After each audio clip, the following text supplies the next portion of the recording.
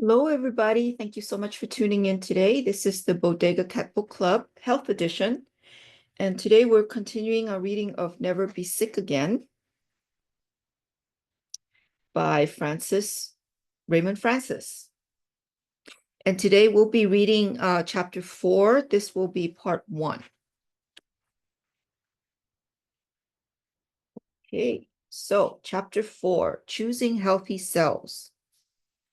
And here again, they have his picture of one disease, cellular malfunction, two causes, which are deficiency and toxicity, and then 6 pathways: nutrition, toxin, psychological, physical, genetic, and medical.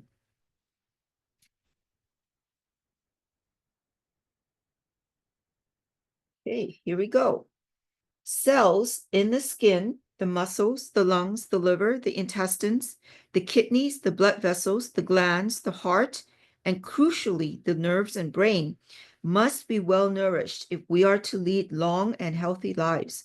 Contrarily, if these cells are undernourished, disabilities and diseases of every description will ensue. That quote is from Dr. Roger J. Williams, PhD, Nutrition Against Disease. Let us take a trip together to the front lines of the daily battle between health and disease. Your cells. Cells are the building blocks of your body. They build your tissues, and these tissues make up your systems. Because malfunctioning cells are the one disease, learning to care for cells is fundamental to healthy living. Come with me on a tour of the systems that keep your body healthy and that make you sick. The struggle for life itself occurs within every cell. The vitality of a person can only be as strong as the cells of which they are made. The basics of caring for your cells are as follows. Supply cells with all the raw materials they need. Avoid the damaging effects of toxic chemicals. Build healthy cell membranes, the cell's first line of defense against disease. Learn how to prevent and reverse disease by understanding how cells work and how they malfunction. Choices rather than genetic inheritance are key. Lost along the way. Before we leave our homes to travel, particularly if our destination is unfamiliar, we usually spend time reading brochures, studying maps, or researching local customs, currency, and perhaps health precautions. We rarely give that kind of attention to our bodies and to our health. Yet, what could be more important? Most people expect that their bodies generally take care of themselves, provided they don't smoke, drink to excess, or fall prey to some unstoppable virus or some predetermined genetic disease. Most people believe that as long as they avoid fattening foods, they're eating a healthy diet. On all counts, these people are wrong. One of the most important things you need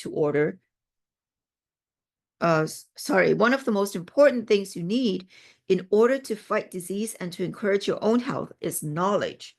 This chapter teaches you how to prepare and what to pack for a healthy journey through the rest of your life. The small amount of time you will spend reading this chapter will be an investment worth making. It may save your life. Knowledge is power, and you are about to plug into a tremendous energy source. I like to add that applied knowledge is power, because you can have all the knowledge in the world, but if you don't put it into action, it's not going to create results. Anyways, that's my 2 cents. A cabinet stocked with medicines, a list of doctors to call, and a head filled with commercial endorsements, medical studies, and drug warning labels does nothing to give you what you really need. A true understanding of what makes you sick or how to get well. Without that understanding, you can be caught up in a whirlwind of medical procedures and pharmaceuticals that suppress or surgically remove the symptoms of what are labeled as thousands of different diseases. In reality, these drugs and surgeries do not cure disease, and they may actually kill you. Despite the confusion out there about how disease occurs and the different health plans that seek to promote health, real success can only come if you keep your cells working right. This chapter teaches you simply and clearly how your body works at its most basic level. Your cells. The cell. A cell is much more than a combination of molecules and atoms. A cell is a miraculous reality, life itself. A single cell may be a life form, such as a bacterium.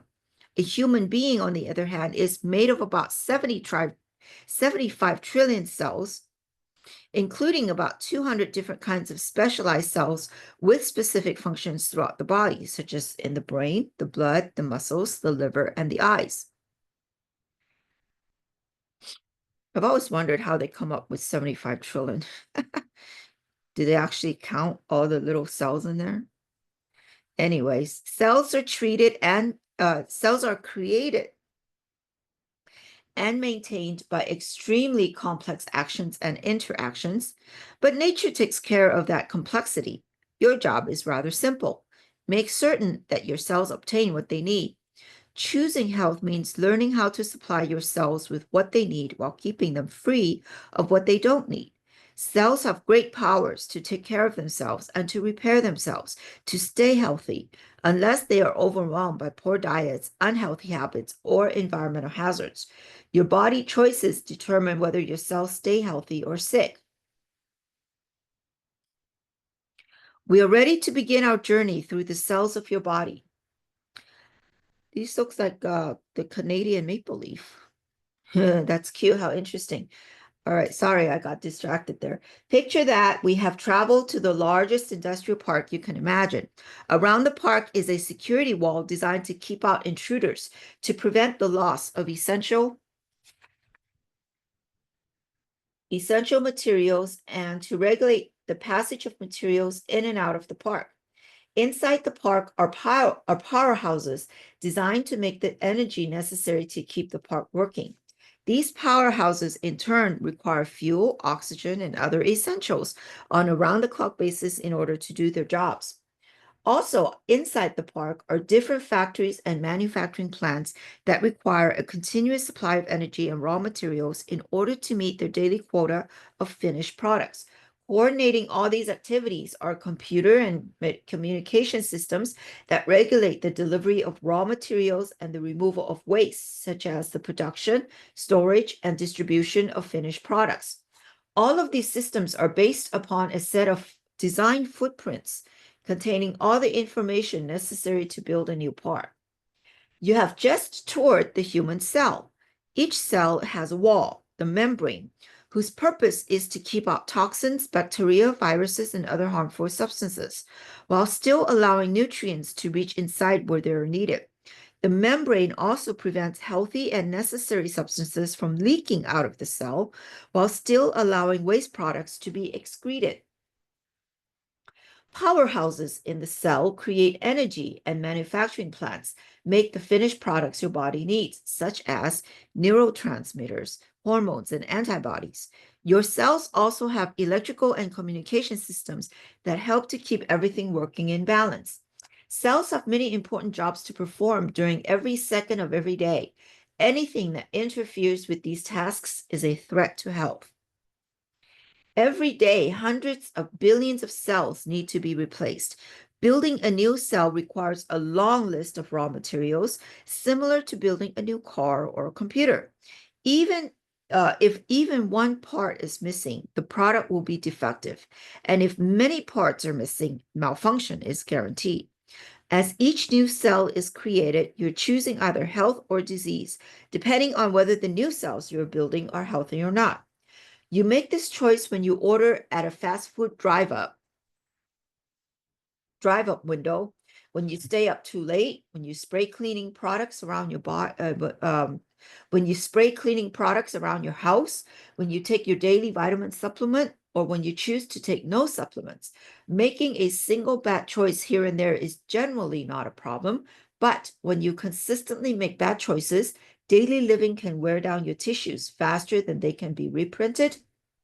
Oh, sorry. Daily living can wear down your tissues faster than they can be repaired or replaced.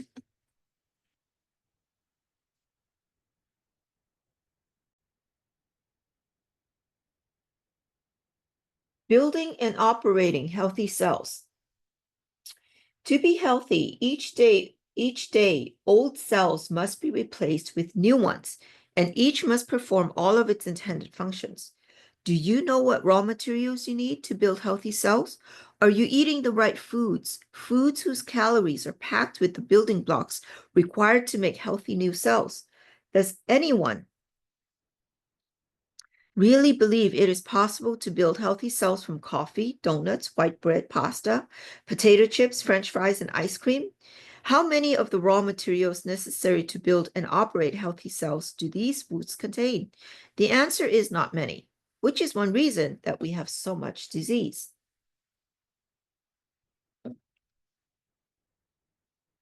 A chronic shortage of vitamins, minerals, water, oxygen, or other nutrients causes your cells to malfunction. You may be unaware this malfunction is happening, particularly at the early stages, but a chronic shortage of even one nutrient eventually makes you sick. When shortages are chronic, the body stops repairing and self-regulating. Cells then deteriorate into a diseased state or die. Building healthy cells starts in a mother's womb. If an embryo suffers from a shortage of building materials or the presence of toxins, a child born with birth defects may be the result.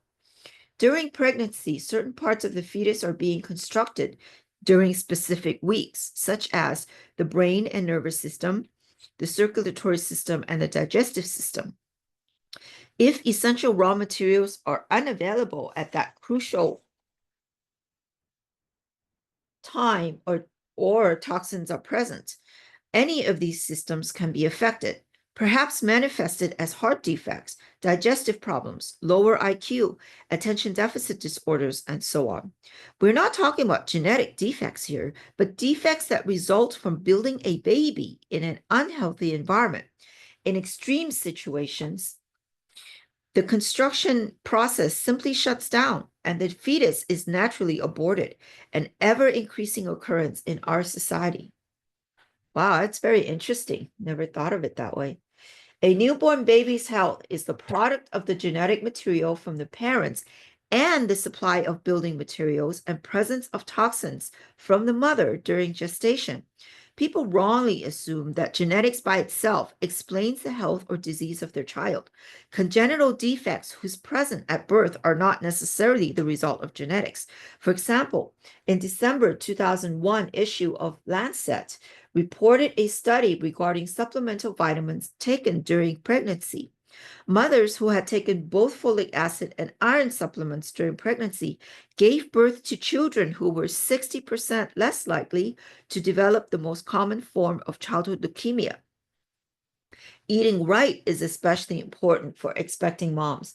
Like any disease, leukemia doesn't just happen. The quality of the cells, tissues, and systems a baby is born with has a lifelong effect. Whether caused by nutritional deficiency or toxic exposure, trouble can begin when your cell factories are supposed to be making something but are not making enough or have shut down. If cell factories are unable to make sufficient antibodies, we become susceptible to infections. When cell factories cannot make sufficient neurotransmitters, mental function suffers. Neurotransmitters are chemicals generated by nerve cells that send information throughout the nervous system, allowing us to think, learn, and remember. When unable to make sufficient hormones, communications and self-regulation are disrupted. Hormones are chemicals produced by specialized cells that travel through the blood and lymph systems to bring messages to other parts of the body. Blood sugar level, for instance, is balanced primarily by two hormones, both produced by specialized cells in the pancreas. I believe type 2 diabetes can be reversed, by the way. Contrary to popular belief that it cannot be cured or reversed, I should say. Anyways, although each cell is a living entity unto itself, bodily systems can only be regulated and controlled when cells are able to communicate effectively with each other. Impaired cellular communications is one of the most basic common denominators of disease, no matter how the disease happened or what it's called. Cellular communication and feedback systems regulate everything from body temperature to immunity to movement. When these systems break down gradually, as they often do in disease, we may not notice. We are more familiar with sudden and severe breakdowns in bodily communications, such as spinal injuries that cause paralysis. We fail to recognize how subtle communication breakdowns precipitate chronic and terminal health problems. Each time you order at a restaurant, each time you reach into your cabinet for cooking oils, each time you plan your day's meals, you're basically deciding whether you will build strong cells or weak cells. It really is that simple. The choice is yours to make. Are you going to maintain your body or let it fall apart? Toxins shut systems down. A variety of toxic chemicals and sorry, got a little distracted there. A variety of toxic chemicals and metals can damage cells. Like grains of sand, toxins can jam cellular machinery and even cause entire cell factories and powerhouses to shut down. Many toxins disable enzymes, which are necessary for the chemical reactions that make our lives possible. The number of chemical reactions required to make life possible is astonishing. In a cell, an estimated 6 trillion such reactions take place every second. Enzymes make these reactions possible. About 2,000 kinds of enzymes have been identified, and they are manufactured by our cells to accomplish a variety of tasks. Enzymes act as little machines, putting things together or taking them apart at amazingly high speed. Without functioning enzymes, cell factories and assembly lines shut down. It says here, enzymes act as little machines. I think of, it reminds me of Santa's little elves. Kind of the worker bees. They put things together, put things apart, fixes things and stuff like that. Anyways, the kind of enzymes a particular cell manufactures distinguishes and determines what kind of cell it is. For example, a nerve cell or a muscle cell. Enzymes serve a variety of purposes and must be constructed with many different nutrients. Enzymes contain essential mineral atoms such as zinc, magnesium, iron, and chromium. If these building materials are not present in sufficient quantity, enzyme function and therefore cell function is impaired. Take zinc, for example. The retina contains enzymes constructed with zinc and is a zinc-rich tissue. If you do not have enough zinc in your diet, your retina and other zinc-rich tissues, such as the prostate, will be impaired before obvious effects are noticed elsewhere in the body. Sorry, I'm a little confused there. What does the retina have to do with prostate? I think it says zinc-rich tissues are found in retina and the prostate. They might not be. They may be related, but they might not be related. Anyways, I thought that was kind of interesting. That it jumps from your eye to your prostate. Sorry about that. Okay. Where was I? Okay, night blindness and malfunctioning prostates are common symptoms of zinc deficiency. Well, there you have it. Take zinc for your eyesight and for your prostate, eh?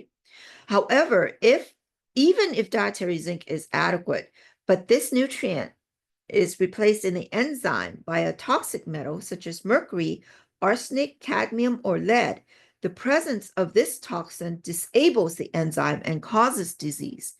Toxic heavy metals are a prime example of how toxins can cause cellular malfunction, and our bodies contain hundreds of times more toxic metals than they did in our ancestors a century ago. I think that's why detox is so important. Detox, detox, detox, right? Get rid of all the toxins every day. Mercury is a toxic heavy metal that we are commonly exposed to from dental work. Amalgam fillings contain mercury. Municipal water supplies contain toxins such as aluminum, fluoride, and arsenic. Even in trace amounts, these toxins can deactivate enzymes and impair vital bodily systems. They can cause our system to shut down. They must be avoided. And side note, flu shots also contain mercury. I know because I used to be a nurse and I gave flu shots to my coworkers and such. And one day I read the ingredients that comes, those big long paperwork that comes in with the bottle that are in very fine print.